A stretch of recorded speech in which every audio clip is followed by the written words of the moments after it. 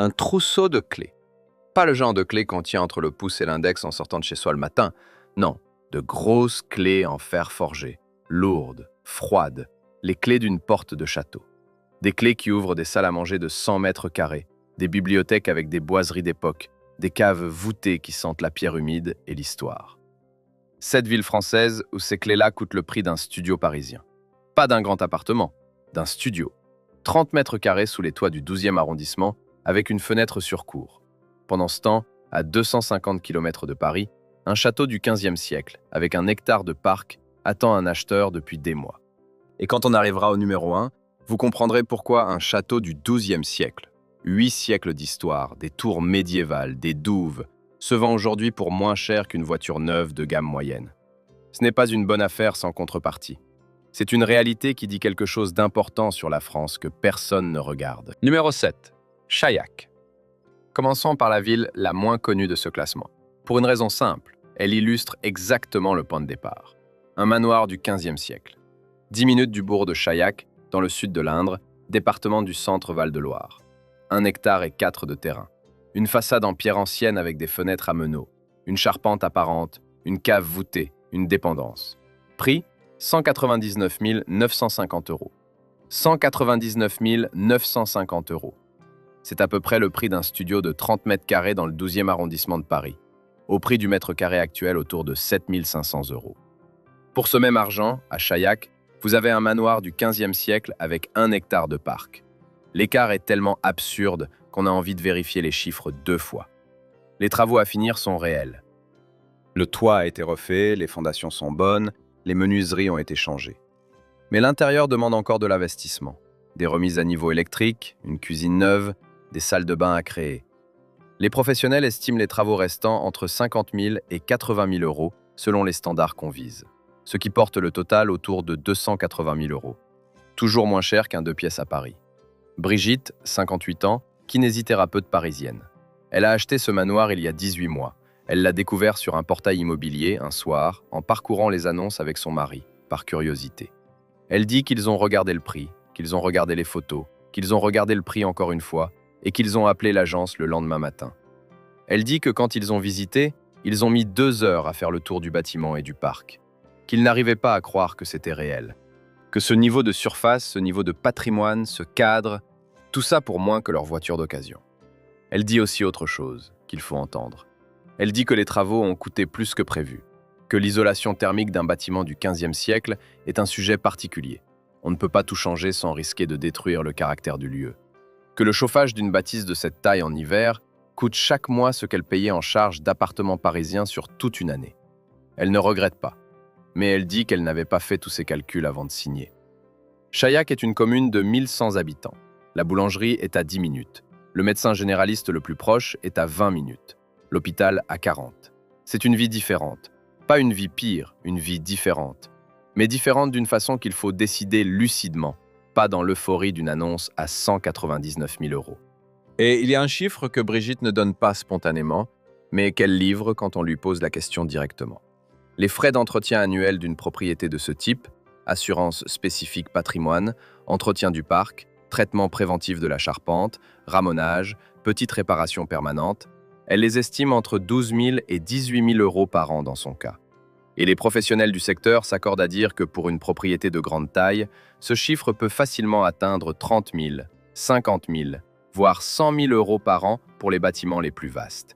Ce n'est pas le prix d'achat qui épuise les acheteurs de châteaux, c'est le coût de les faire vivre, année après année, sans que le bâtiment ne se dégrade. C'est la chose que l'annonce ne dit jamais. Avez-vous déjà rêvé d'acheter un château ou une grande propriété? Répondez dans les commentaires juste oui ou non. Je suis curieux de savoir combien parmi vous ont déjà eu cette idée en tête. Si Chaillac est le début d'une histoire qui commence à 2 heures de Paris, la prochaine ville est l'exemple d'une ancienne capitale qui n'a pas su garder ses habitants et dont les châteaux en témoignent silencieusement. Numéro 6. Moulins. Moulins. Allier. 20 000 habitants. Ancienne capitale du duché de Bourbonnais, l'un des plus puissants fiefs de la France médiévale. La cathédrale Notre-Dame de Moulins abrite le triptyque du Maître de Moulins, l'un des chefs-d'œuvre absolus de la peinture gothique française du XVe siècle, que des milliers de spécialistes considèrent comme l'équivalent français des plus grands primitifs flamands. La ville a eu ses heures de gloire. Les ducs de Bourbon y résidaient, Anne de France y régnait. Et aujourd'hui, Moulins se cherche.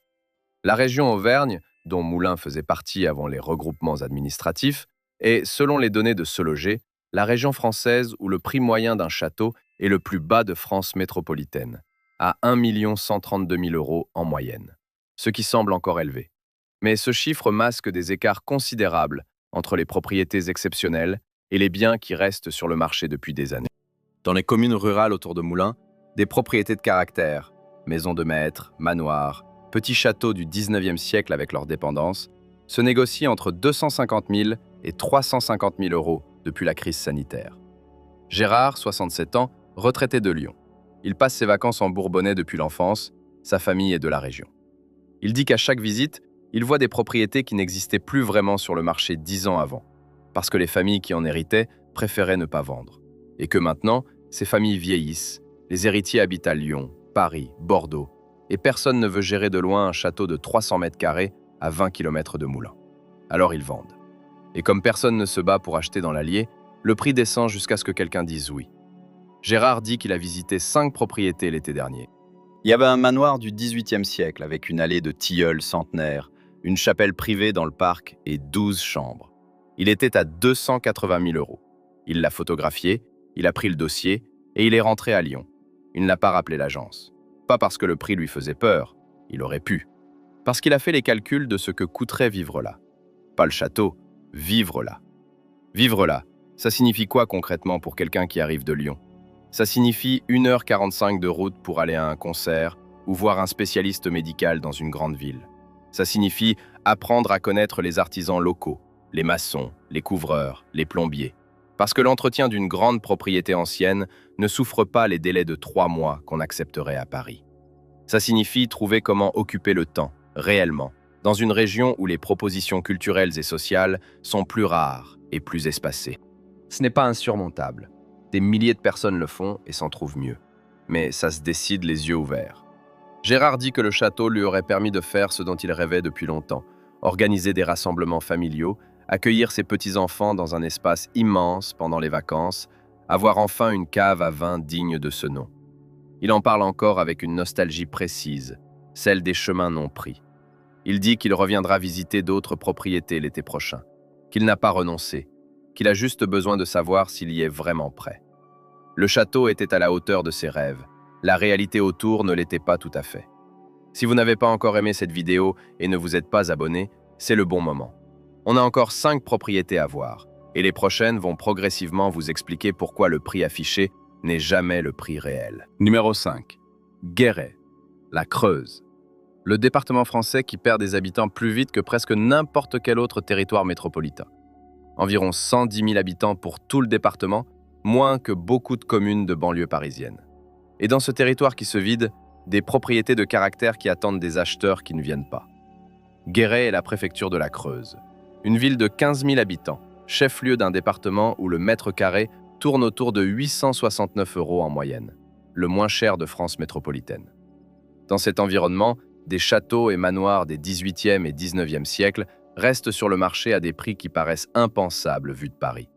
Un bâtiment de 200 mètres carrés habitable, avec 2 hectares de terrain, ancienne propriété bourgeoise du 19e, avec une tour d'angle, ses communs et son potager clos, entre 150 000 et 220 000 €. Pour comparer, un appartement de ce même montant à Paris donne un 2 pièces de 25 à 30 mètres carrés dans les arrondissements les plus abordables. Sophie et Alain. Elle a 60 ans, lui 62. Ils ont passé leur vie active à Paris, Sophie comme comptable, Alain dans l'imprimerie. Ils ont revendu leur appartement de Vincennes et avec le produit de la vente, ils ont acheté une ancienne maison de maître des années 1880 à une dizaine de kilomètres de Guéret, un bâtiment de 240 mètres carrés avec une grange, un jardin, un puits et un pigeonnier, pour 168 000 €. Il leur restait du capital. Ils ont investi dans la rénovation. Ils ont ouvert 2 gîtes dans les dépendances. Sophie dit que la première année a été difficile. Pas les travaux, ça, ils s'y attendaient. C'est l'isolement, les commerces éloignés, les routes qui ne sont pas celles du périphérique.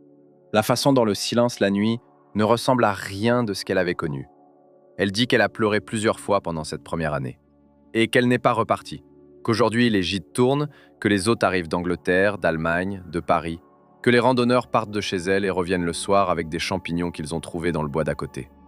Elle dit que ce n'est pas le château dont elle rêvait, c'est mieux que ce dont elle rêvait. Mais elle dit aussi que ce choix n'est pas pour tout le monde, qu'il faut une capacité d'adaptation que tout le monde n'a pas, que les gens qui achètent en Creuse parce que c'est beau sur les photos et moins cher que Paris, sans avoir vraiment pensé à ce que ça signifie d'y vivre l'hiver, ceux-là revendent dans les 3 ans. Numéro 4. Sedan. Sedan est une ville qu'on a déjà croisée dans d'autres vidéos pour une raison qui n'a rien d'immobilier. Elle possède le plus grand château fort d'Europe par sa superficie. 35 000 mètres carrés, 7 étages, des murs épais de 27 mètres par endroit. Un monument que le public a élu monument préféré des Français en 2023. Ce château exceptionnel appartient à la ville. Ce n'est pas ce dont on parle aujourd'hui. Ce qu'on cherche dans les pages de l'immobilier, c'est ce qui existe autour, dans la ville et dans ses environs.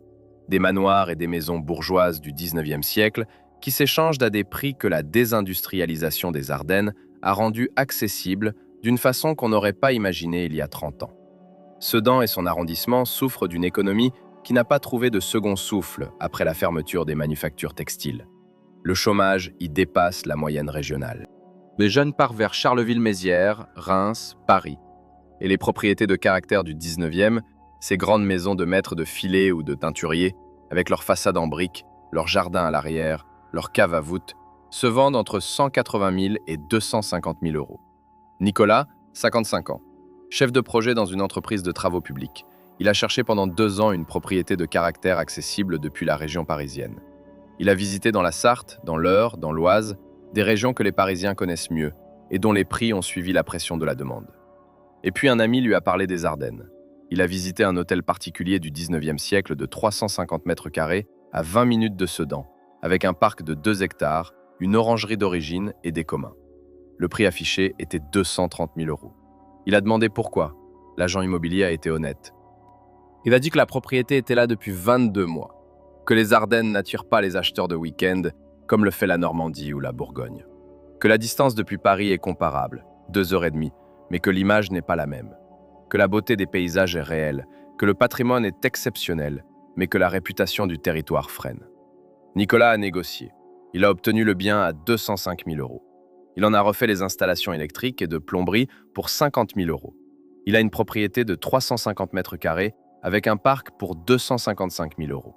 Il n'y habite pas à l'année, il vient les week-ends et 2 mois l'été. Mais il dit que chaque vendredi soir, en partant de Paris, il a une sensation précise, celle de quelqu'un qui sait où il va. Numéro 3. Joinville. Joinville, Haute-Marne, 3500 habitants. Au bord de la Marne, dans un paysage de collines et de forêts que personne ne photographie parce que personne ne connaît. Une ville médiévale avec un château, le Grand Jardin, qui est un joyau de la Renaissance française, aujourd'hui propriété du département et ouvert au public. Et autour de ce centre-ville préservé, des propriétés privées qui illustrent l'équation centrale de cette vidéo. La Haute-Marne est l'un des départements les plus dépeuplés de France. Moins de 160 000 habitants pour une superficie de plus de 6 000 km². Le mètre carré moyen y est l'un des plus bas de France. Et dans cet environnement, des manoirs et châteaux des 18e et 19e siècles, certains en très bon état, d'autres demandant une rénovation partielle, se négocient entre 160 000 et 280 000 euros selon la surface et l'état général. Marie-Claire, 63 ans, ancienne institutrice. Elle a grandi à Chaumont, chef-lieu de la Haute-Marne. Elle s'est installée à Lyon après ses études, elle y a fait sa carrière. À la retraite, elle a voulu revenir dans la région de son enfance. Elle a cherché quelque chose qui corresponde à ce qu'elle avait imaginé pendant 40 ans de vie citadine. Elle a trouvé une maison de maître du 19e siècle à 10 km de Joinville. Un bâtiment de 280 mètres carrés, un jardin d'1 hectare, une dépendance, pour 162 000 euros. Elle y vit depuis 3 ans. Elle dit que le silence est la première chose qui vous change. Que les nuits en Haute-Marne sont d'un noir absolu, sans la lueur orange des villes. Que la première semaine, elle a eu du mal à dormir, pas parce qu'elle avait peur, parce que le silence était trop épais, trop complet, trop différent de tout ce qu'elle connaissait. Puis elle s'y est habituée. Et maintenant, quand elle va à Lyon pour voir ses enfants, c'est le bruit de la ville qui la réveille la nuit. Elle dit que la Haute-Marne, c'est la France d'avant. Celle qui existait avant que tout le monde se concentre dans les mêmes endroits. Et que cette France d'avant a ses beautés, ses contraintes et ses châteaux que personne ne se dispute. La Haute-Marne a aussi quelque chose que peu de régions françaises peuvent revendiquer au même degré, un artisanat de tradition vivant. La coutellerie de Nogent, les forges, le travail du bois, des savoir-faire qui tiennent encore dans ces vallées, dans des ateliers que les grands-pères ont transmis. Marie-Claire dit qu'elle a passé l'hiver à découvrir cela, qu'elle s'est liée d'amitié avec un couvreur en ardoise qui travaille les bâtiments anciens comme son arrière-grand-père le faisait, qui lui a expliqué des choses sur sa maison, ses murs, ses poutres, ses tuiles, qu'aucun manuel n'aurait pu lui apprendre. Que ce savoir-là, ce n'est pas dans les guides touristiques, c'est dans les gens qui restent. Ce que Marie-Claire ne dit pas, mais qu'il faut dire quand même, à 63 ans, avec une bonne santé, la situation est idéale. Dans 10 ans, si sa santé évolue, les distances jusqu'aux spécialistes médicaux, les routes sous la neige en janvier, l'absence de transport public, tout ça pourrait devenir différent. C'est le calcul que chaque acheteur de propriété rurale doit faire honnêtement. Pas une fois, mais régulièrement. Numéro 2. Montmorillon. Montmorillon, Vienne. 6500 habitants. Sur la Gartempe, dans ce Poitou profond que les touristes traversent pour aller vers le sud sans s'arrêter. La ville des métiers du livre, reliure, calligraphie, papier marouflé, enluminure. Un centre médiéval bien conservé avec ses ponts sur la rivière, ses maisons à pans de bois, son cité de l'écrit qui réunit une vingtaine de libraires, antiquaires et artisans du livre dans les rues de la vieille ville. Un endroit singulier, légèrement hors du temps, avec des festivals culturels et une vie associative qui surprend pour une ville de cette taille. Et des propriétés qui illustrent le numéro 2 de ce classement. Dans un rayon de 20 km autour de Montmorillon, des manoirs et maisons de maîtres des 18e et 19e siècles cherchent des acheteurs depuis des mois, parfois des années. Des bâtiments de 200 à 350 mètres carrés, avec leurs dépendances, leurs jardins, leurs puits d'origine, pour des montants entre 185 000 et 260 000 euros. Les agences locales font le même constat. Les acheteurs viennent, visitent, aiment et repartent sans signer, parce qu'ils ont peur de l'engagement. Pas financier, mais existentiel. Pierre et Françoise, 62 et 59 ans. Lui était cadre dans une banque, elle, bibliothécaire universitaire à Bordeaux. Ils ont acheté une ancienne propriété du 18e à 12 km de Montmorillon. 260 mètres carrés sur 3 niveaux, pigeonnier, grange et 3 hectares, pour 222 000 euros. Ils ont investi 60 000 euros de rénovation. Ils ouvrent des chambres d'hôtes depuis 18 mois. Françoise dit que la première surprise, ce sont les hôtes, qu'elle s'attendait à des retraités français. Qu'elle reçoit des Néerlandais, des Belges, des Anglais, des Américains, des gens qui cherchent exactement ce qu'elle a trouvé et qui sont prêts à payer pour y passer une nuit. Que son taux de remplissage est de 65% sur les 7 premiers mois, ce qu'aucune agence ne lui avait promis. Que les gens qui viennent lui demandent comment elle a trouvé cet endroit et qu'elle répond honnêtement, par un portail immobilier, un soir de décembre, en cherchant des biens à moins de 250 000 euros. Pierre, lui, dit autre chose. Il dit que le mot « château » dans une annonce, ça attire le regard, mais ça ne dit rien de ce qu'on va y vivre vraiment. Que la réalité d'une propriété ancienne, c'est une relation permanente avec la pierre, le bois, le plomb, les ardoises. Que quelque chose se répare toujours. Que c'est un bâtiment vivant, au sens propre. Et que pour certains, cette relation est épanouissante, et pour d'autres, c'est une source de stress permanent. Il dit que pour savoir dans quelle catégorie vous vous trouvez, il y a un test simple. Est-ce que l'idée de passer un samedi matin à colmater une fuite sous les tuiles vous attire ou vous angoisse? Votre réponse à cette question dit tout de ce que sera votre relation avec une propriété ancienne. Et maintenant, la ville numéro 1, ce que j'ai annoncé au début. Un château du XIIe siècle. 8 siècles d'histoire. Des tours médiévales. Sur les fondations d'un site du Moyen-Âge. Et un prix affiché qui vous fera relire l'annonce plusieurs fois pour vous convaincre que vous n'avez pas fait d'erreur. Numéro 1. Levroux. Levroux. Indre. 2900 habitants. Un bourg médiéval avec une collégiale romane du XIIe siècle, l'un des édifices religieux les mieux préservés de la région Centre-Val de Loire. Des rues à colombages. Une histoire qui commence avant l'an 1000. Un des rares bourgs de France où la trame médiévale est encore lisible à pied, sans reconstitution, sans musée, simplement parce que rien n'a vraiment changé. Et sur un portail immobilier, en 2024, un château listé dont les fondations remontent au XIIe siècle. Un château sur des bases médiévales, avec ses éléments architecturaux d'époque, un parc, ses dépendances. Prix affiché, 104 940 euros. 104 940 euros. Moins qu'une voiture neuve de gamme premium. Moins qu'une place de parking dans certains sous-sols du 7e arrondissement de Paris, où les box se négocient entre 50 000 et 80 000 euros selon les rues. Moins que la moitié du prix moyen d'un studio parisien. Pour comprendre ce chiffre, il faut comprendre deux choses. La première, c'est l'état du bien. Un château à 104 000 euros n'est pas un château clé en main. C'est un château qui demande un investissement substantiel en rénovation, dont le montant dépend du niveau de standing qu'on vise et de l'état réel de chaque structure. Les professionnels du secteur estiment que la rénovation d'un bâtiment médiéval de cette superficie peut représenter de 50% à 200% du prix d'achat selon la profondeur des travaux et les exigences architecturales liées au classement éventuel du bien. La seconde chose à comprendre, c'est le marché.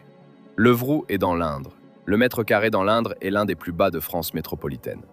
La région perd des habitants depuis des décennies. Il n'y a pas de pression acheteuse sur ce territoire. Les propriétés de caractère restent sur le marché jusqu'à ce qu'un acheteur décide de sauter le pas. Pas parce que le bien ne vaut rien, mais parce que le marché local ne génère pas la demande suffisante pour faire monter les prix.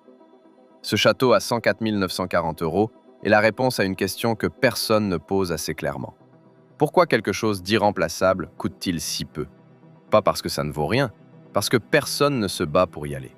Il faut aussi nommer une réalité que les annonces taisent élégamment. Les châteaux et biens anciens en zone rurale profonde sont soumis à des contraintes administratives spécifiques. Si le bien est classé ou inscrit aux monuments historiques, ce qui peut être le cas pour un château sur fondation médiévale, les travaux de rénovation sont soumis à l'approbation de l'architecte des bâtiments de France. Ce contrôle protège le patrimoine, mais il allonge les délais, encadre le choix des matériaux et peut représenter une contrainte importante pour des acheteurs pressés ou peu expérimentés en rénovation ancienne. En contrepartie, des aides et déductions fiscales existent pour les propriétaires de monuments classés qui ouvrent leurs propriétés au public, un mécanisme qui permet à certains châtelains de financer une partie de leur entretien. Mais il faut le savoir avant d'acheter, pas après. Et il y a un dernier chiffre qu'il faut donner pour que la comparaison soit complète. Un studio parisien de 35 mètres carrés à 250 000 euros génère des charges de copropriété, une taxe foncière, une assurance. Le tout représente environ 4 000 à 6 000 euros par an. Un château en zone rurale génère une taxe foncière souvent très basse grâce à la faible valeur locative du territoire, mais des frais d'entretien qui peuvent être 10 à 20 fois supérieurs. Le studio parisien coûte peu à faire vivre. Le château demande qu'on lui consacre de l'énergie, du temps et de l'argent en permanence. Ce n'est pas le même rapport à la propriété. Ce n'est pas le même rapport au temps. Et c'est là que ce classement bascule dans quelque chose de plus profond qu'une comparaison immobilière. Ces 7 villes, Chaillac, Moulins, Guéret, Sedan, Joinville, Montmorillon, Levroux, ne sont pas des bonnes affaires cachées. Ce sont des territoires en déclin, dont les marchés immobiliers reflètent fidèlement une réalité économique et démographique difficile. Les châteaux bon marché sont le symptôme d'une France profonde qui se vide. Ce ne sont pas des cadeaux, ce sont des responsabilités. Mais il y a aussi quelque chose d'autre. Ces châteaux existent encore. Les pierres du XIIe siècle de Levroux tiennent encore debout. Les colombages de Montmorillon sont encore en place. Les allées de tilleuls centenaires de l'Allier ne sont pas encore abattues. Il reste du temps pour que des gens, pas forcément riches, pas forcément courageux d'une façon héroïque, mais déterminés, lucides et prêts à accepter une vie différente, décident que ces pierres valent la peine d'être habitées. Ces clés de château en fer forgé qu'on a imaginées au début de cette vidéo, elles existent. Elles attendent dans les agences immobilières de l'Indre, de l'Allier, de la Creuse, des Ardennes, de la Haute-Marne. Et le vrai poids de ces clés, ce n'est pas leur taille ni leur métal, c'est ce qu'elles ouvrent, pas seulement des portes, mais un engagement, un projet de vie, une décision de ne pas vivre là où tout le monde vit. Ce qu'on choisit quand on achète un château en France profonde, c'est plus qu'un bâtiment. C'est un territoire. C'est une relation avec des pierres qui ont vu passer des siècles de familles, de guerres, d'héritages transmis et parfois perdus. C'est aussi, souvent, une relation avec des voisins qui regardent le nouveau propriétaire avec une curiosité mêlée d'espoir. Parce que dans les villages qui se vident, chaque arrivée est une nouvelle qui compte. Chaque volet qui s'ouvre là où ils étaient fermés depuis des mois, chaque lumière le soir dans une fenêtre qui était noire, c'est un signal que quelque chose continue. 7 châteaux. 7 façons de comprendre que la valeur d'une chose ne se mesure pas toujours à son prix. Que ce qui coûte le moins n'est pas ce qui vaut le moins. Et que la France a encore des endroits où le temps s'écoule différemment, où les pierres racontent des siècles que les immeubles neufs ne connaîtront jamais. La question que je vous laisse, si vous pouviez acheter un château dans l'une de ces villes, y habiteriez-vous vraiment? Pas pour les vacances, pour y vivre, pour y vieillir, pour y construire quelque chose de durable? Répondez dans les commentaires. Et si vous connaissez une région où les châteaux se vendent encore moins cher que ce qu'on a vu ici, dites-le aussi. Ces histoires valent la peine d'être partagées. Abonnez-vous à cette chaîne si vous voulez qu'on continue à regarder la France autrement. Pas depuis les cartes postales, mais depuis les réalités qui comptent. Et un like aide l'algorithme à montrer cette vidéo à ceux qui ne savent pas encore qu'ils cherchent exactement ça.